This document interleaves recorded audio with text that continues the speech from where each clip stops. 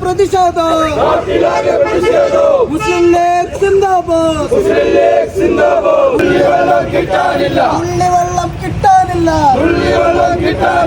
LDF-ൻ വാഗ്ദാനങ്ങൾ വാരിക്കോരി അധികാരത്തിൽ വന്നവരെ LDF-ൻ ഭരണത്തിൽ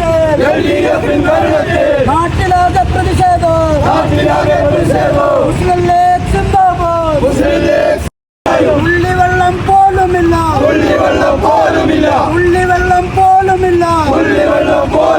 നാട്ടിലാകെ പ്രതിഷേധം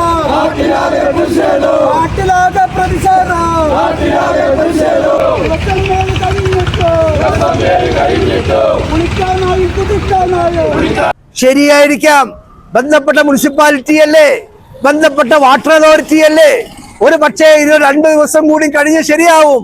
നമ്മൾ 2 ദിവസം കാത്തു ഇല്ല, അവസാനം 5-ാമത്തെ ദിവസം കാത്തു ഇല്ല, 6-ാമത്തെ ദിവസം കാത്തു ഇല്ല.